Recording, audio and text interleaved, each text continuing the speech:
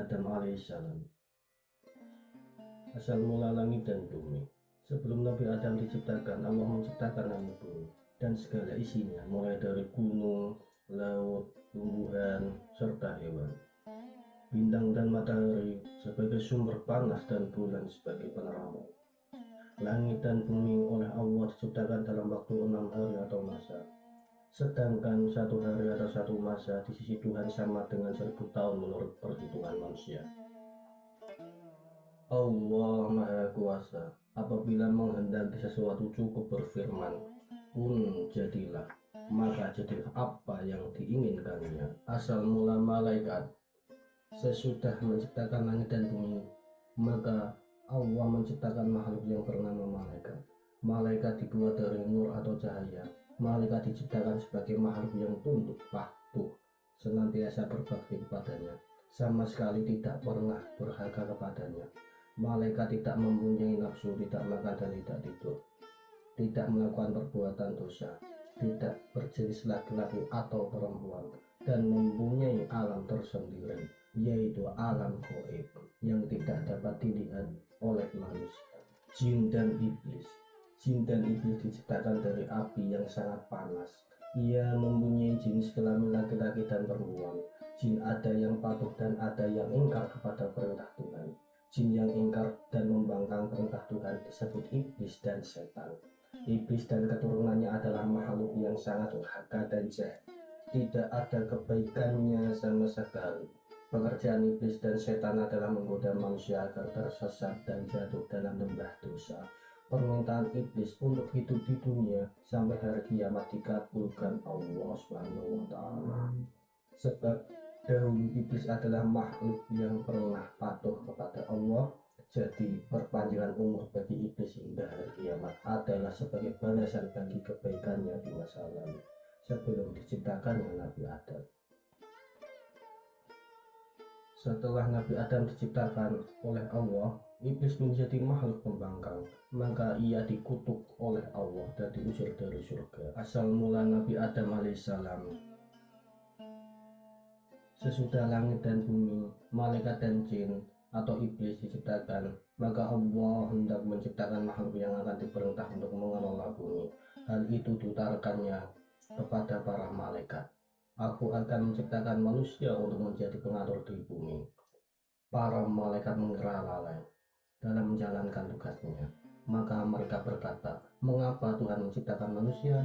Bukankah mereka hanya akan membuat kerusakan di atas bumi? Mereka akan saling bermusuhan dan berhubungan. Sedangkan kami para malaikat senantiasa patuh dan mengagungkan namamu. Untuk menyiapkan kekhawatiran para malaikat itu, Allah kemudian berfirman, sesungguhnya aku mengetahui apa yang tidak kamu ketahui. Para malaikat bungkam mendengar penegasan Allah itu. Bukankah Allah Maha mengetahui atas segala sesuatu? Demikianlah Allah kemudian menciptakan Adam dari tanah liat dan lumpur hitam. Setelah terbentuk kemudian dimasukkan roh ke dalamnya. Adam pun kemudian hidup, bisa berdiri tegak. Allah kemudian memerintahkan para malaikat untuk bersujud atau menghormat kepada Adam. Para malaikat pun bersujud sebagai pernyataan hormat dan ucapan selamat atas terciptanya Adam. Hanya iblis yang tidak mau bersujud. Ia membangkang perintah Allah. Allah bertanya, apakah yang membuat engkau tidak mau bersujud kepada Adam? Saya lebih baik dari Adam. Engkau ciptakan saya dari api, sedangkan Adam hanya dari segumpal tanah, kata iblis menyombongkan diri. Yang berpendapat api lebih baik daripada tanah adalah iblis sendiri. Padahal hanya Tuhanlah yang Maha tahu siapa yang lebih mulia di antara makhluk ciptaannya. Allah murka mendengar jawaban iblis. Hai iblis, keluarlah engkau dari surga. Sungguh tidak patut kau tinggal di sini lagi, dan terkutuklah engkau selama-lamanya. Iblis pun berkata, wahai Tuhan, engkau kutuk dan engkau usir aku dari surga karena Adam. Saya rela, tapi kabulkanlah permohonan saya untuk hidup lama hingga hari kiamat nanti. Permohonan iblis dikabulkan. Ia akan dibiarkan hidup sampai hari kiamat tiba. Iblis kemudian bersumpah, ya Tuhan, Karena engkau telah menghukum saya sebagai yang tersesat, maka saya akan menghalang-halangi Adam dan keturunannya, dan jalanmu yang lurus saya akan mendatangi mereka dari muka dan belakang, dari kiri dan dari kanan. Itulah sumpah iblis. Ia bertekad akan menyesatkan Adam dan keturunannya agar mereka menjadi perintah Tuhan, berbuat kekacauan di muka bumi, saling bermusuhan dan berbunuhan satu sama lain. Allah berfirman, untuk melawan segala tipu daya dan akal busukmu, aku beri manusia senjata yang ampuh. Dengan akal itu aku bimbing mereka dengan petunjuk-petunjuk agama. Aku tuntun mereka ke jalan yang benar dengan akal itu. Manusia akan mampu membedakan mana yang benar dan mana yang salah. Siapa yang tidak menggunakan akalnya tentu dapat kau sesatkan. Mereka yang sesat itu akan mempertanggungjawabkan perbuatannya padaku di hari kemudian. Mendengar firman Allah, iblis semakin benci kepada Adam. Ia kemudian mendekati Adam. Diperiksanya seluruh tubuh Adam. Ia ingin mencari titik kelemahan Adam. Akhirnya dapat ditemukannya, yaitu nafsu. Nafsu cenderung melakukan perbuatan yang buruk. Bila manusia cenderung menurutkan hawa nafsunya, maka sangat mudah bagi iblis untuk menjerumuskannya. Allah kemudian mengajarkan kepada Adam nama-nama benda yang dilihatnya. Dengan demikian, Adam mengetahui nama-nama benda yang ada di muka bumi. Itulah pengetahuan pokok yang nanti diperlukannya untuk mengatur dan memelihara bumi. Kepada para malaikat, Allah ingin membuktikan kemampuan manusia untuk mengatur dan memelihara bumi. Berfirmanlah Allah kepada para malaikat, sebutkanlah kepadaku nama-nama benda itu. Maha suci Engkau ya Allah, tidak ada yang kami ketahui selain apa yang Engkau ajarkan kepada kami. Hanya Engkaulah yang mengetahui segala-galanya, kata para malaikat dengan penuh ta'zim. Hai Adam, beritahukanlah kepada mereka nama benda-benda itu. Firman Allah. Adam kemudian menyebut nama benda-benda yang diketahuinya. Para malaikat kagum. Mereka memberi hormat sehormat-hormatnya.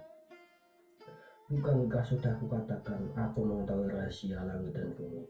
Aku lebih mengetahui apa yang tidak kamu ketahui. Firman Allah kepada para malaikat.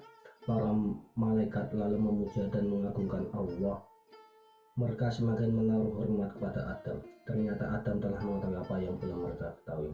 Allah kemudian memberikan Adam sebuah tempat yang nyaman dan sentosa, yaitu surga. Tempat itu indah permai. Segala kebutuhan hidup telah tersedia. Kebun surga penuh dengan buah-buahan yang rasanya lezat. Air sungainya jernih dan berbau harum.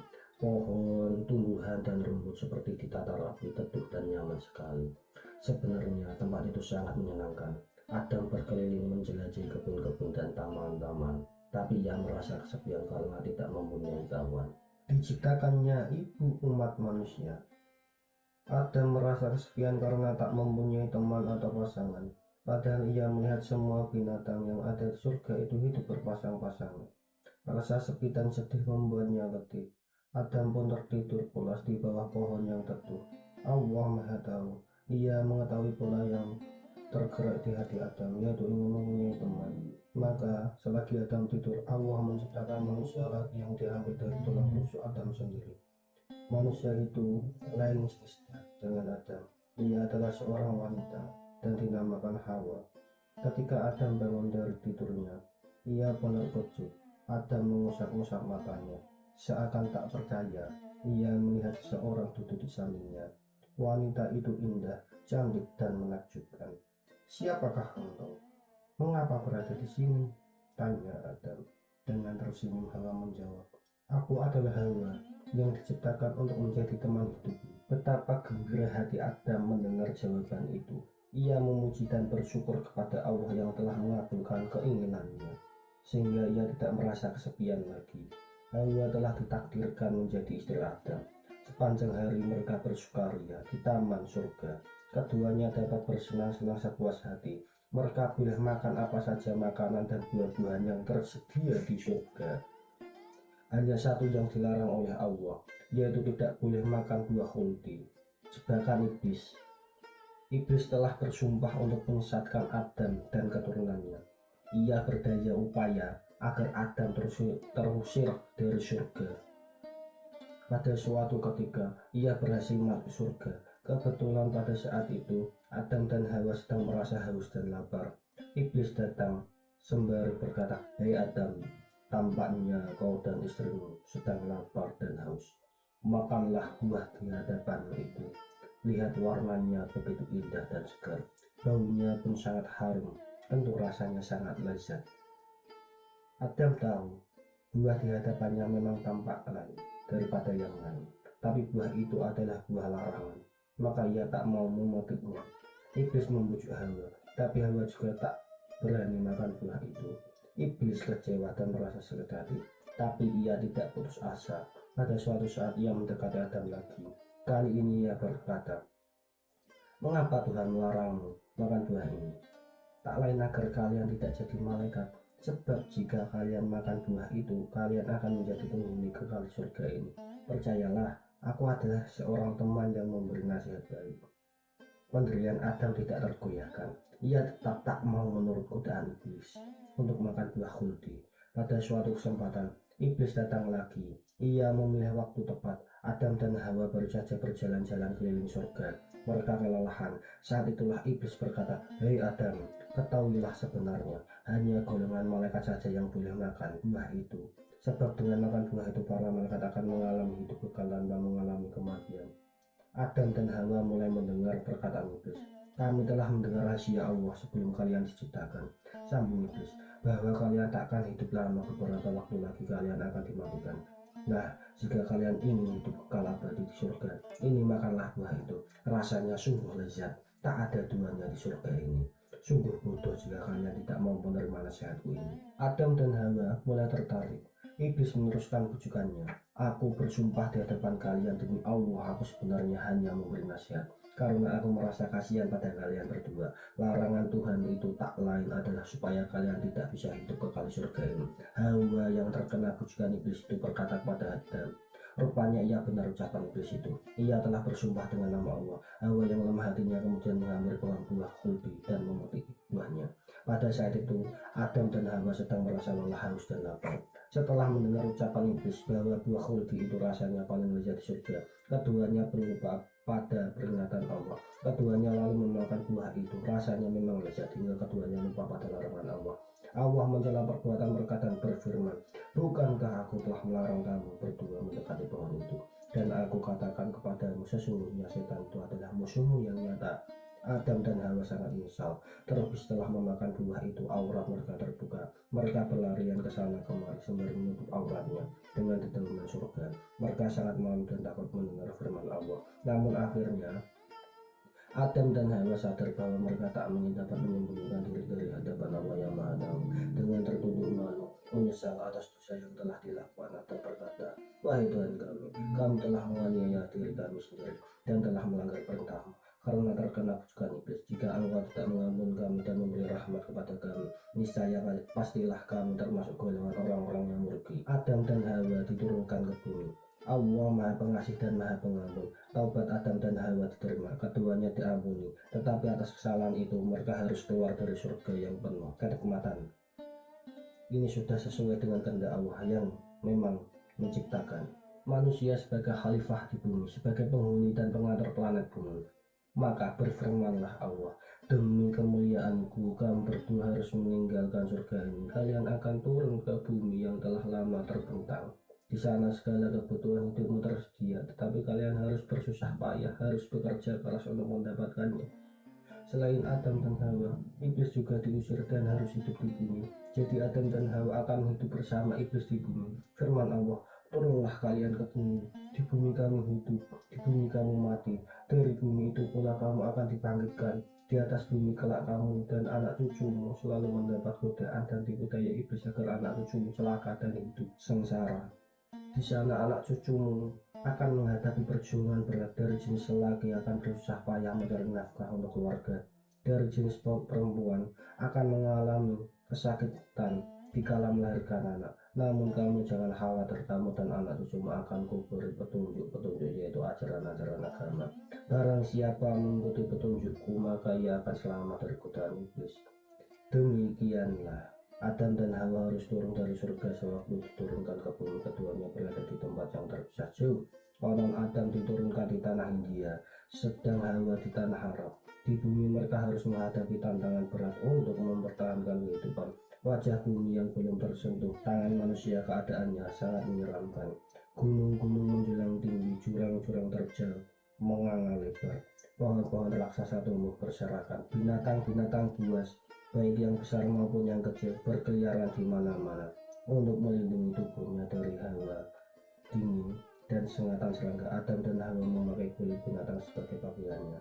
Selama bertahun-tahun keduanya saling mencari dan berkelana dari satu tempat ke tempat lainnya. Perjalanan yang ditempuh sangat sukar dan penuh bahaya, derita dan sengsara benar-benar mereka rasakan. Akhirnya mereka bertemu di Padang Arafah setelah saling mencari selama 40 tahun. Betapa terharu Adam melihat keadaan istrinya yang telah kepayahan sengsara menapak jalan yang sulit dan kejam. Mereka berpelukan menangis penuh haru. Kini mulailah babak baru bagi kehidupan. Jika bakal anak manusia, Adam dan Hawa tinggal di sebuah gua yang besar dan lebar. Gua itu terletak di dataran tinggi sehingga tak gampang diserang binatang buas. Dengan akal yang telah diberikan Allah, Adam mulai mengelola alam di sekitarnya. Ia menjinakkan binatang untuk diternakan, mengolah lahan pertanian dan perkebunan buah-buahan. Tantangan alam yang keras telah menggerakkan akal pikiran Adam agar dapat mempertahankan kehidupan dengan keadaan yang lebih baik. Apakah karena kesalahan Nabi Adam sehingga seluruh umat manusia harus menderita hidup di dunia? Bukan. Nabi Adam memang diciptakan Allah sebagai khalifah atau pengelola bumi dan isinya. Hanya saja setelah diciptakan, Nabi Adam ditempatkan di surga. Setelah itu beliau harus ke tempat tujuannya, yaitu bumi. Namun dari sini kita harus pandai-pandai dan waspada terhadap pucuk rayu iblis dan setan. Mereka akan berusaha dengan segala macam cara untuk menjerumuskan manusia ke lembah dosa. Salah satu jurus iblis yang paling ampuh untuk meruntuhkan iman manusia ialah menjadikan baik sesuatu perbuatan maksiat atau dosa. Dalam pandangan manusia, padahal dosa adalah dosa, maksiat adalah maksiat, barang tetap haram ini sudah jelas. Jika dilanggar berarti kita menuruti bujukan setan yang musuh yang nyata bagi semua umat manusia, bukan setannya yang nyata, tapi ucapan dan perbuatan yang bertentangan dengan agama